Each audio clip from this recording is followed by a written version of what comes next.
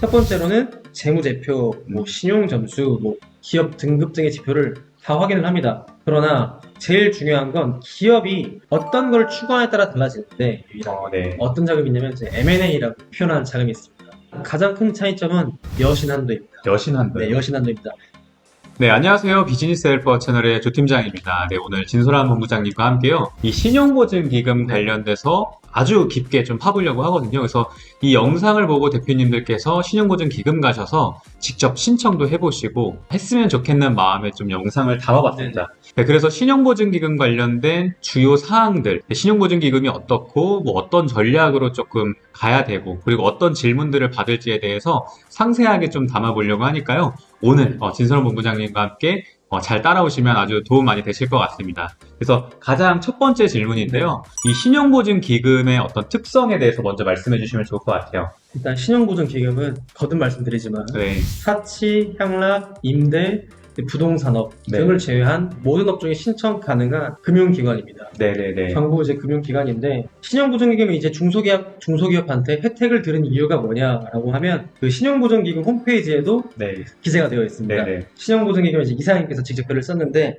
거기에 말을 잠깐 빌리면 중소기업의 혁신 성장을 지원을 해서 경제 역동성을 높인다라고 기재되어 있습니다. 네네네. 쉽게 말해 신용보증기금은 중소기업 대표님들을 위해서 존재하는 금융 전문 기관이다라고 보시면 될 것 같습니다. 네. 그래서 신용보증기금 같은 경우에는 중소기업의 어떤 성장에 네네. 많이 도움을 주는 기관이다 이렇게 네, 이해하면 맞습니다. 되겠네요. 그러면은 이 신용보증기금 그리고 신용보증재단에 대해서도 많이 들어보셨을 텐데 네네. 이 신용보증기금과 재단의 그 차이점도 간단하게 설명해 주시면 좋을 것 같아요. 굉장히 많이 물어보는 질문 중에 네. 하나인데요. 도대체 신용보증기금과 재단의 차이가 무엇이냐고 네네. 많이 여쭤보십니다. 일단 가장 큰 건 신청할 수 있는 그 기업군의 크기에 따라 좀 달라지는데 일단 공통점은 기금과 재단, 좀 짧게 줄여서 말씀을 드려보겠습니다. 신용보증기금인 기금과 보증재단인 첫 번째로는 재무제표, 신용점수, 기업 등급 등의 지표를 다 확인을 합니다. 그러나 제일 중요한 건 기업이 어떤 걸 추구하냐에 따라 달라지는데 첫 번째는 기금과 재단을 방문하는 이유가 뭐죠? 일단 자금이 필요하니까요. 네. 자금이 필요하신 금액에 따라서 방문할 수 있는 기관이 달라집니다. 최소 1억 원은 필요하다. 네. 나는 못해도 1억 원이 필요하다라고 하시면 신용보증기금을 방문하는 게 맞습니다. 네네네네. 반대로 1,000만 원, 2,000만 원 아니면 조금 많게는 한 5천만 원까지 1억 원 미만의 조금 금액이 필요하신 분들은 신용보증기금이 아닌 보증재단을 방문을 하시는 게 맞습니다. 그럼 쉽게 좀 정리를 하자면 내가 받고 싶은 어떤 자금의 형태가 1억 원 이상이면 이제 기금으로 가면 되고 1억 원 미만이면 재단으로 가면 된다. 그러면은 이 신용보증기금과 또 기술보증기금이 있잖아요. 이 내용의 차이도 좀 설명해주면 어떨까요? 일단은 신용보증기금은 말 그대로 신용보증이고 기술보증기금은 많이 들어보셨겠지만 기술자가 들어가 있지 않습니까? 그쵸. 기술이 있는 업종이 신용보증기금을 또 못 들어가냐 또 그건 또 아닙니다. 둘 다 들어갈 수 있는데 제일 중요한 건 신용보증기금과 기술보증기금의 특색을 좀 보시면 좋을 것 같아요. 특색이요. 기술보증기금은 기술을 보증해준 기관이 맞습니다. 기술로 봐서 융자를 지원을 해주는 건데 제일 중요한 건 똑같이 재무제표를 보지만 창업으로 융자가 필요하다라든지 아니면 우리들이 기술 인력으로 개발비가 필요하다라든지 아니면 우리들이 개발을 하면서 인건비를 써야 되는데 이 개발비나 개발자 아니면 제조하는 사람, 마케팅, 온라인 직원 이런 직원들에 대한 무상 지원을 받고 싶다라고 하면 신용보증기금보다 기술보증기금 기보로 가는 게 조금 더 유리합니다. 왜냐하면 기술보증기금은 모든 업종에 들어갈 수가 없습니다. 그래요? 어필이 가능한 제조업종, AI, 빅데이터, 인공지능, 로봇 이런 업종들이 좀 들어갈 수가 있는데 말 그대로 경력이나 기술이 없으면 창업하기가 힘든 분야지 않습니까? 그래서 이 기술보증기금에서 융자를 받으면 실제로 개발비나 많은 그 IT 업종에서 원하시는 R&D 자금, 기술보증기금에서 융자를 받으면 기술력을 인정을 받았기 때문에 융자를 지원해준 거지 않습니까?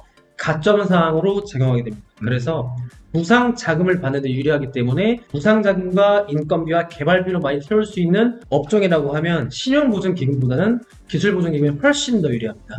이 차이가 신용보증기금과 기술보증기금의 가장 큰 차이점인데 그럼 신용보증기금은 기술이 있으면 또 못 들어가냐? 그건 또 아닙니다. 우리들 일단 지원금 받을 거 다 받고 있고 융자만 받으면 되는 상황입니다. 우리들이 지금 개발 자금도 받고 우선 개발 지원금도 받고 있고 네. 인건비도 받고 있고 R&D도 받고 있는데 현재 우리가 융자를 받아서 퍼포먼스를 내기 위해서는 그때는 또 신용보전기금이 부합합니다. 네네. 왜냐하면 신용보전기금이 기술보전기금보다 받을 수 있는 융자 한도가 훨씬 높습니다.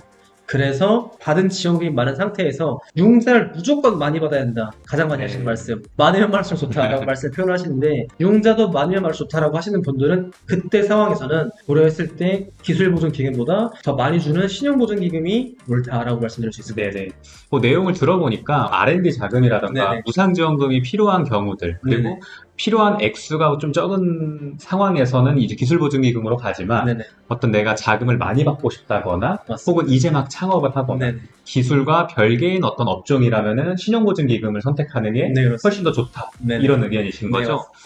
너무 정리가 잘 해주셔가지고 좋은데요. 그러면 어떤 기술보증기금도 있고 뭐 재단도 있고 네네. 다양한 형태들이 있는데 이 신용보증기금만의 특별한 자금이 또 있나요? 유일하게 있습니다. 유일하게. 네. 어떤 자금이 있냐면 이제 M&A라고 표현하는 자금이 있습니다. 쉽게 말해서 기업 인수합병 자금인데 네. 모든 기업들은 폐업을 준비를 합니다. 네네. 폐업이라고 하면 뭐 가업승계가 될 수도 있고 말 그대로 나는 사업을 충분히 했으니까 폐업을 하고 뭐 노후를 준비를 하겠다. 네. 모든 사업을 하시는 분들은 폐업을 고려하셔야 되는데 그 중에 하나가 인수합병입니다. 네. 무슨 말이냐면 내 기업이 커졌는데 작은 기업을 인수를 해서 난 더 크게 네. 성장하고 네. 싶다라는 기업이 있겠죠? 네. 그렇게 기업을 해서 상장을 목표로 하는 기업들이 있습니다. 이런 기업은 당연히 인수합병을 하기 위한 돈이 필요한데 신용보증기금에는 M&A라는 자금이 별도로 운영을 하고 있습니다. 네네네. 그래서 중소기업 대표님들이 중견기업 이상으로 좀 성장을 하고 싶다라는 분들은 기술보전기금을 가는 것보다 신용보전기금 방문하는 게 훨씬 더 또 유리하다. 왜냐하면 신용보전기금과 기술보전기금에서 공유를 할 수 있는 자금이 없습니다. 있기는 한데 보통 운용자금을 많이 받다 보니까 네. 기술보전기금에서 운용자금을 받았는데 기부를 방문을 했더니 M&A 자금이 없어서 그 자금은 신보를 가야 된다. 그래서 신보에 연락을 하니까 오케이. 대표님 기업은 M&A로 우리들이 자금을 지원을 해줄 수가 있는데 네. 기보자금을 쓰고 있어서 이거 상환하고 오셔야 됩니다. 네네. 라고 하면 갖고 있는 부채를 꺼야 되지 않습니까? 그렇기 때문에 플랜을 길게 보통 사업을 하시는 대표님들은 처음에 융자를 받을 때 그때 기점으로 했을 때는 기술보전기금보다는 또 신용보전기금으로 융자를 해야 이미 정보 변한 것도 있고 네. 성장하고 있고 M&A를 한다라고 한다면 당연히 재무제표가 좋을 수밖에 없습니다. 뭐 안 좋다라고 하면 부채나 유동현금이 조금 부족한 정도? 부족하기 네, 때문에 네. 당연히 신용보전기금을 방문하게 그쵸. 되는 거겠죠. 그렇기 때문에 기업의 인수합병을 준비하시는 분들은 신용보전기금으로 가시면 될 것 같습니다. 네, 여기서 말씀 중에 너무 팁이 하나 나왔는데요. 네. 이 기술보증기금과 신용보증기금 어떤 자금을 공유할 수 없다. 네네. 그러니까 정확히 어떤 풀어서 말씀을 좀 네네. 드리면은 기술보증기금에서 자금을 받았다라고 하면은 네. 그 다음에 그 이후에 신용보증기금에서 받기가 좀 제한이 된다. 그렇습니다. 그래서 기술보증기금에 있는 자금들을 다 상환을 하고 맞습니다. 나서 이용을 해야 되고 또 신용보증기금만에는 그 인수합병에 네. 관련된 M&A 자금이 또 네, 특별하게 네, 있기 때문에요. 좀 회사 성장을 하거나 좀 중견기업까지 노리는 네. 그런 기업 같은 경우에는 신용보증기금을 좀 전략적으로 이용하시는 게 좋겠네요. 맞습니다. 네, 이게 자금만 보더라도 이 전략에 따라서 정말 많이 바뀌는 것 네, 같아요. 맞습니다. 그렇기 때문에 섣불리 가시는 것보다는 항상 어디를 가든 두 가지를 네. 비교를 해보지 않습니까? 그쵸. 그렇기 때문에 기술력이 좋든 안 좋든 일단 두 군데 둘 다 상담을 받아보시고 신부와 기부 네네. 그 다음에 초이스 해보시는 게 좋을 것 같습니다. 좋습니다. 그러면은 지금 방금까지 이제 말씀을 해주셨던 거는 저희가 보통 표현을 할 때 보증서 대출, 네, 맞습니다. 뭐 어떤 대리대출 이런 표현을 네네. 많이 쓰는데요. 네네. 이거 외적으로 뭐 중소기업진흥공단이라던가 네네. 뭐 소상공인진흥공단에서 나올 수 있는 어떤 직접 대출이 좀 있지 않습니까? 네네. 그래서 대리대출과 직접 대출에 대해서 그 차이점도 말씀해 주시면 좋을 것 같아요. 일단 직접 대출은 말 그대로 직접 대출입니다. 기관에서 해당 기업에게 우리 기관이 직접 대출을 해준다는 네. 표현인데 그러면은 어쨌든 똑같이 대출이 나오는데 무슨 그쵸. 차이냐고 네네네. 볼 수 있잖아요. 첫 번째 직접 대출의 장점을 먼저 말씀을 드리겠습니다. 기관에서 직접 대출을 해주다 보니까 네. 투자 같은 느낌으로 금리가 굉장히 저렴합니다. 지금 이 촬영을 하는 2023년도 지금 10월 달이지 않습니까? 네네. 10월 기준으로 일반 대리대출 금리를 좀 보자고 하면 잘 나와야 4%대입니다. 잘 나와야. 네. 잘 나와야 4%대인데 저희 팀장님께서 말씀하신 것처럼 중소벤처기업 진흥공단, 네. 소상공인시장 진흥공단 이 네. 두 군데는 직접 대출을 좀 관여하고 있습니다. 그러다 보니까 금리가 현재 고금리 상황에서도 2, 3%대의 금리를 받을 수가 있어요. 네네네. 그래서 금리적인 부분에서는 직접 대출이 훨씬 더 유리하다. 네. 그러면 장점만 있으면 당연히 단점도 있고. 단점도 있겠죠. 금리나 이런 조건이 너무 좋다 보니까 네. 상환이 굉장히 한정적입니다. 보통은 4년, 5년 안에 상환을 하셔야 돼요. 네네. 그래서 보통 1억 원이다라고 하면, 물론 기간마다 약간 다르겠지만 평균적으로 네. 1억 원이라고 하면 2년 거치 또는 1년 거치를 하게 됩니다. 원금 상환하지 않고 이자만 내게 네. 되거든요. 그러면은 1억에 대한 이자를 뭐 1년이든 2년이든 내게 되고, 2년 거치를 했든 2년 거치를 하고 상환 시기 때 이제 매달 최소 270만 원씩 상환을 하다 보니까 이때 이제 기업에서 안는 부담이 그렇죠. 좀 많이 커집니다. 그래서 직접 대출을 받는 게 좀 좋기는 하나, 네. 확실하게 내가 이 돈으로 성장할 때 받는 게 제일 좋습니다. 음, 직접 대출은. 네네. 만약에 버티기 위한 자금이면 대리 대출로 가는 게 맞는데, 나는 성장도 할 거지만 안정적으로 좀 5년, 10년 상환하면서 가고 싶다라고 하시면 금리도 물론 똑같이 저렴하지만 네. 조금 더 상환의 폭이 큰 대리 대출로 가는 게 맞다. 가장 큰 차이는 이 두 가지로 볼 수 있을 것 같습니다. 네, 간단하게 정리를 하면은 이 직접 대출이라고 하면은 저금리가 굉장한 장점이 될 수 있지만 이 상환 기간을 꼭 지켜야 되기 때문에 맞습니다. 그만큼의 리스크도 있고 네네. 원금 상환이 이제 시작이 되면은 그때부터 리스크가 굉장히 있기 때문에 맞습니다. 좀 기업에서 부담이 있을 수 있기 때문에 좀 연장도 할 수 있는 맞습니다. 그런 어떤 안정적으로. 네, 안정적으로 연장도 하면서 운영할 수 있는 대리대출, 예를 들어서 뭐 신용보증기금이라던가 이런 자금들을 운영하는 네. 것도 또 하나의 팁이다, 이런 네, 말씀이신 거죠?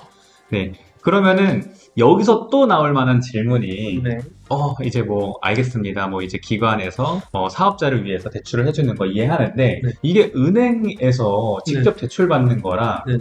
이런 뭐 직접 대출, 뭐 대리대출 이렇게 대출 받는 거랑 어떤 차이점이 있는가? 은행 대출과 보증 대출의 차이점을 네. 여쭤보시는 것 같은데요. 일단 가장 큰 차이점은 여신 한도입니다. 여신한도. 네, 여신 한도입니다. 이 여신이라고 하면 사업자를 대상으로 얼마나 대출 한도가 남아있는지를 네. 뜻하지 않습니까? 사례로 좀 설명을 드리면 쉬울 것 같습니다. 이 차이점을. 네. 두 사업자가 있는데, 첫 번째 A라는 사업자는 은행에서 네. 사업자 신용대출을 먼저 받았습니다. B라는 사업자는 반대로 보증서로 먼저 대출을 받았습니다.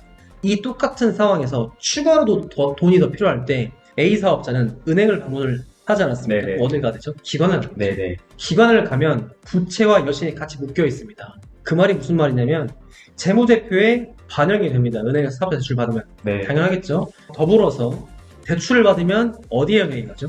뭐 신용점수라던가. 맞습니다. 네. 신용에 영향이 갑니다. 은행에 신용대출을 받게 되면 말 그대로 사업자 신용대출이기 때문에 신용점수가 떨어집니다. 네. 그럼 당연히 한도가 더 안 나오겠죠. 그러다 보니까 이런 두 가지 리스크를 떠안기 때문에 여신의 한도가 대폭 줄어든다. 네네네. 근데 반대로 B사업자 같은 경우에는 보증서를 먼저 받지 않았습니까? 보증서로 대출을 받았는데 제가 돈이 더 필요한 상황인 거죠. 그러면 은행을 방문을 하게 되면 보증서 대출은 신용이 떨어지지 않습니다.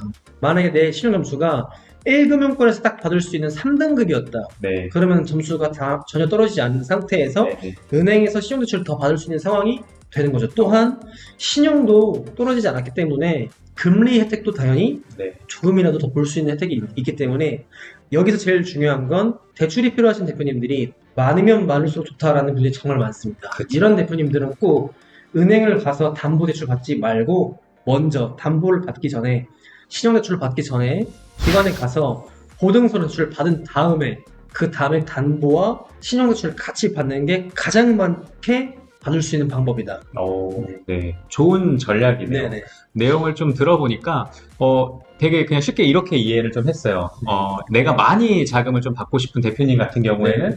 무조건 기관을 좀 방문하면 좋고, 네네. 제일 포인트는 보증서 대출 같은 경우에는 신용 점수에 영향을 크게 주지 않는다. 맞습니다. 이게 가장 포인트인 것 같아요. 그래서 이후에 추가 자금을 받을 때 제한되는 사항이 좀 적다. 네, 맞습니다. 네, 좀 이렇게 받아들일 수 있을 것 같은데요. 그럼 방금 말씀해주신 이런 보증서 대출, 네네. 이런 것들을 신청하려면 어떻게 해야 될까요? 절대적으로 보는 평균이 매출입니다. 매출을 절대적으로 보게 되는데 융자를 받으면 또 뭘 받죠? 뭐, 또 융자를 받게 됩니다. 또 필요할 네, 수 맞습니다. 있으니까요.